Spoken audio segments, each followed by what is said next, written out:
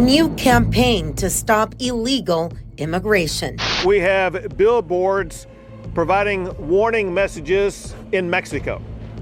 They are arrayed across Mexico, but especially along the northern border of Mexico, all the way from Matamoros to Juarez and many places in between. One says, stop.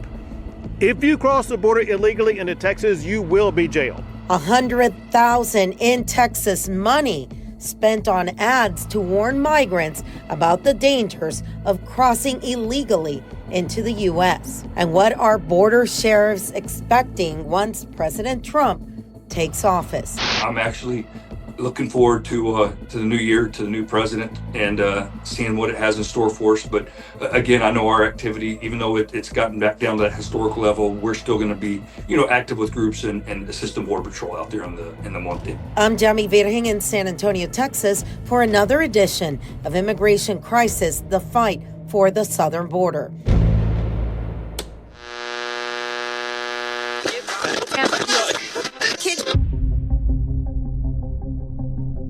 Let's start with some numbers this week. Since October of 2019 until about June of 2024, Border Patrol has encountered about 11 million people trying to enter the U.S. That includes those trying to enter under the radar without inspection.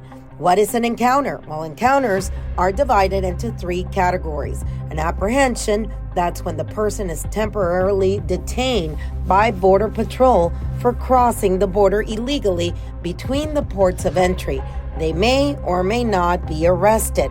Then they're also allowed to file for asylum. Inadmissibles are those who want to file for legal admission at the port of entry who are found ineligible by officers under Title 8.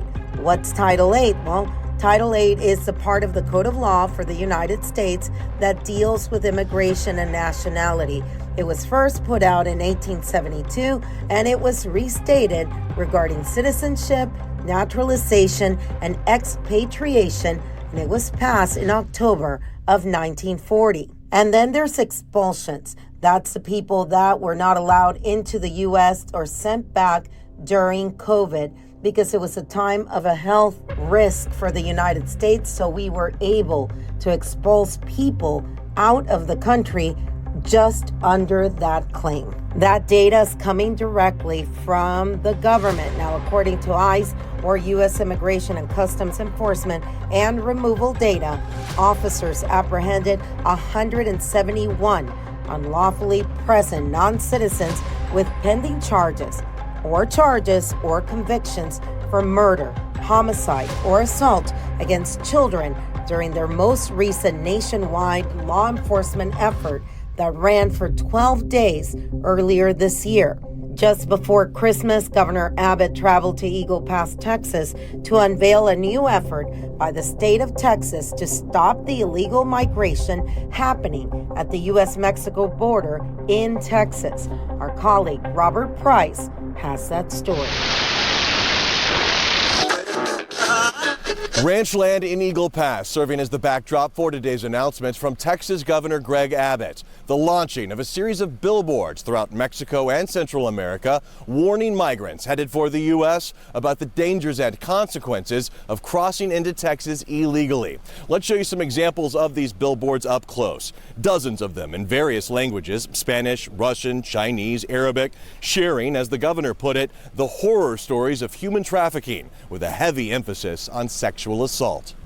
One says, many girls who try to migrate to Texas are kidnapped. Another sign says, your wife and daughter will pay for their trip with their bodies. One asks families thinking about sending their kids here, how much did you pay to have your daughter raped?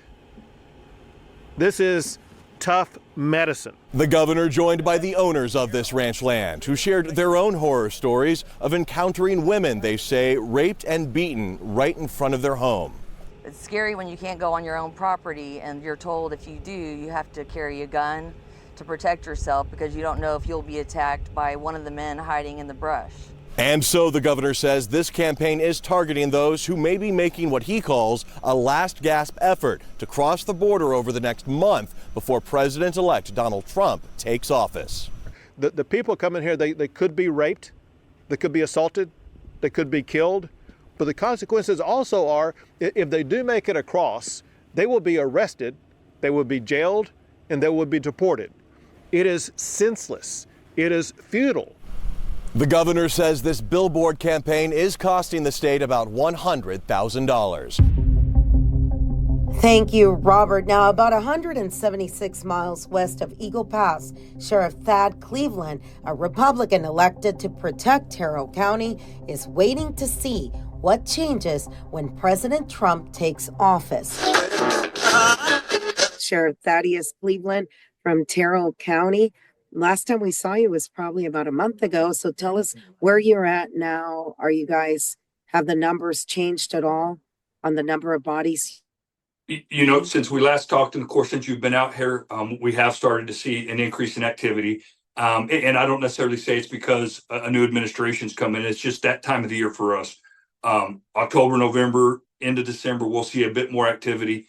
And then we'll probably slow down just a bit in January, preparing for February, March, April, May. That's the historical trend, and we're getting back into that pattern of activity here. But as I've told you many times before, Yami, you know, this last 4 years, last 3.5 years, it's been out of the ordinary. We've seen so much more activity. So it's nice that we're getting back to a lower level, but still, we're still outnumbered. You know, we still about 50 Border Patrol agents, 3 of us here at the Sheriff's Office. But with that, since we did last talk, I think we found maybe three more deceased illegal aliens out here in the county. This last one was found by a hunter, and it's often that during this time of the year when hunting season starts and we get more people into the county, out into the brush and the desert, that they will find, unfortunately, more deceased illegal aliens. So that particular one, I was just going to mention to you that we picked him up, we took him to the funeral home. I engaged the family in Mexico of a family who had reached out to me about 6 months ago. It was actually about May 17th. And they had a family member, a loved one, as I like to say, that was missing out here. And where we found this individual was about 2 miles from those coordinates. And I tell you, we looked, Border Patrol looked. We spent more than one day, I mean, a few days of looking, and ended up being probably about 2 miles from where those coordinates were. So we took him to Texas State University there in San Marcos, and they have a program where they will test, the remains for DNA, and then we will work with the Mexican consulate, the family, to see if we can't match up who their loved one is, if it's indeed theirs. Talk to me about the number of people that are coming through right now. And I mean, do they have any idea of who Trump is at all? You know, have you noticed a difference, people waiting for him to come in as president? Well, again, our activity's a lot different than what we've seen happen across the border, the entire Southwest border, the last 3.5, 4 years, where we've had people from all over the world come to the U.S.-Mexico border to basically surrender, to walk across the border and say, hey, I have a credible figure, or I have a need for asylum. What we have here are the vast majority of people from Mexico that are crossing our portion of the border that don't want to be caught. They want to evade. It doesn't mean they're any worse, but they're coming truly to work. I mean, and I know that from interviews, me talking to them. You've been out here before, Yami, and talked to them. So yes, they do know who President Trump is, but they're not trying to make a last-ditch effort to get here. The activity we have here, we will see continue to happen even after President Trump is sworn into office. This is the type of traffic that the U.S.-Mexico border has had for the last 100+ years.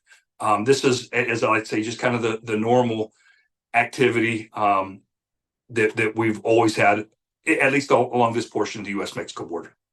Are you expecting any changes or wanting any specific changes come January 20th? Well, of course, in our area, we are still lacking resources, and I anticipate that at some point, Operation Lone Star will start to go away or fade away, if you will. I think there will still be parts of it that are made available to us. But with that being said, we will engage Operation Stone Garden even more, which is the Department of Homeland Security grant that is for border communities We already participate in Operation Stone Garden. It's been around for quite a while. But I see my own agency starting to kind of switch to that a bit more. But with that being said, again, I just don't see the activity we have here being impacted as much by President Trump coming in. Although our numbers have gone down the last 2 years, we're kind of back in that historical trend, as I mentioned earlier. Our numbers last year really matched up to the last year of President Trump in 2020. And we're fortunately nowhere close to what we were in 2022 when we had that 417% increase of apprehensions when compared to 2020, or that 489% increase in gotaways when compared to that fiscal year 2020. So getting back down to where we can start to focus maybe on some other things in the county and not as much the border. Can you talk to me a little bit about Aerostat? I know that was on your wish list to get Aerostat back out there. Are you still wishing for that? Oh, most definitely. So it was a tool that we had here. Unfortunately, it was deployed in an area that even though it's a good area, we would have liked to see, when I said we, myself and the Border Patrol, and actually when I was still with Border Patrol, we planned its deployment. But it wasn't deployed in an area that we thought would be the primary location for its most effectiveness use. But no, it was a tool that still it did give us that persistent surveillance. That's something we lack out here along the border. We do have some AST towers, those autonomous surveillance towers that work well, but they're in a fixed location. Where at least with the Aerostat, we could, it was designated to one area, but it gave us a permanent persistent surveillance in that area. And it's right really where we wanted it, was on the seam between Del Rio Sector Border Patrol and Big Bend Sector Border Patrol. And we always see that the exploitation of those seams, what we call the seams, where sectors and even stations, their area of operations kind of butt up to each other. So we'll see. I know that the state of Texas was interested in them. I don't see them pulling everything out, so maybe we will see them re-engage the Aerostats. And I have to admit, with Rodney Scott coming on board as our commissioner, he knows their effectiveness, and with President Trump coming in, maybe we can see some of that funding coming back and bring those things back online. Those Aerostats also pick up the low-flying planes, correct? Have you heard how many planes have gotten in since the one Aerostat went down in Eagle Pass? That's the closest one to you, right? Well, we're actually right in the middle of two. We have the one over in Marfa, which is about 2 hours away, and Eagle Pass is just over 2 hours away. So, and really that's historically kind of what, and I think I had mentioned to you. So we used to, like, we lead between Del Rio to El Paso in illegal alien apprehensions, not just as a county, but as a Border Patrol station. We used to lead it in dope seizures, but we haven't seen a dope seizure out here in about 5 years. And I can look anybody in the eye and say it's not crossing. And the reason I can is because if Border Patrol's not catching it, state locals aren't catching it, our landowners aren't seeing it trafficking through their areas. And then most importantly, if we don't have sources of information in Mexico telling us that it's coming, then it's not coming. But what led to its demise out here was the Aerostats, the detection of low-flying aircraft that would land in Mexico, but just short of the border. And then they would offload their drugs and backpack them across. They would provide us those coordinates where they would fade off radar. We, in turn, would communicate that to the government of Mexico. That completely dried up the narcotics trafficking. The government of Mexico would make seizures or destroy clandestine airstrips. So it definitely a tool that worked out in this area. Let me ask you, with also all the talk about the drones, have you seen any in your part of the woods? I know that we got some video from law enforcement in Laredo before everybody started talking about the drones, of drones that were near the International Bridge. Have you had any sightings? Yami, out here, we have not had any sightings of drones.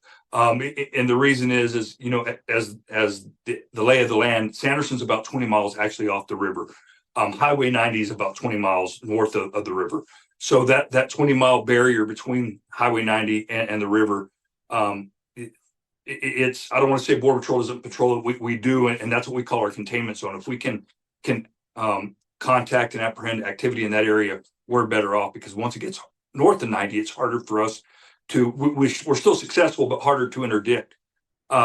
So there's really not a huge need for the cartels to surveil us or Border Patrol in our immediate border area, because it's 20 miles to the highway.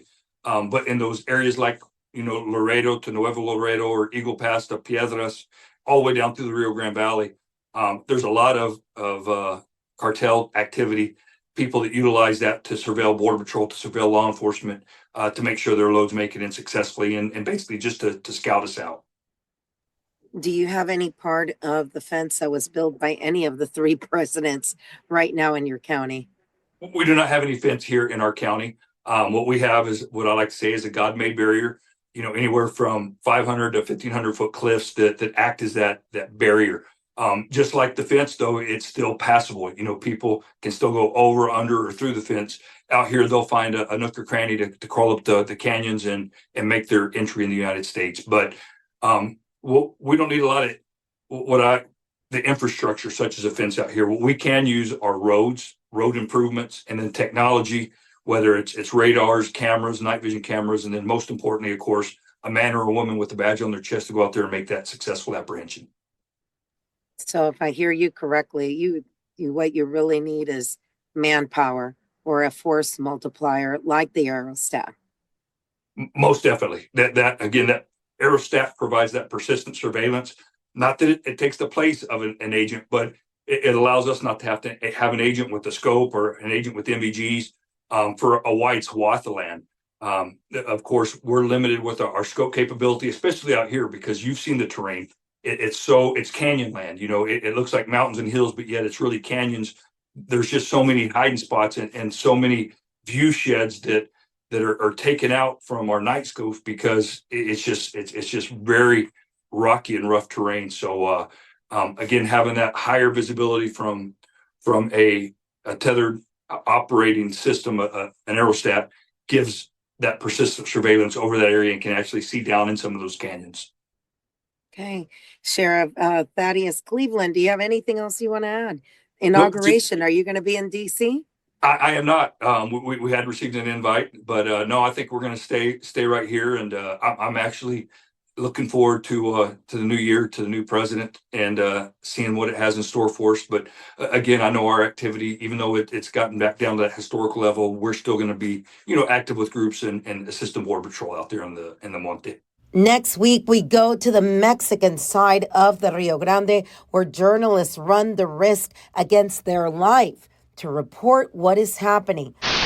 Y bien, damas y caballeros, muy buenas tardes. Ya es mediodía aquí en Piedras Negras, Coahuila, y hemos visto cruzar a muchísima gente, grupos grandes, grupos pequeños, personas solas, en fin, una gran variedad de personas que han cruzado por esta frontera. Ahorita los números se han tranquilizado, nosotros estamos aquí. We speak with John Ritchie from Impacto Visión, who broadcasts daily on YouTube on the immigration crisis and sees what we cannot see on the U.S. side of the border because of the concertina wire, private properties, and also because of the cartels. That's all for this week in San Antonio, Texas. For Sinclair Broadcasting, I'm Yami Virgin with this edition of Immigration Crisis, the Fight for the Southern Border. Until next time.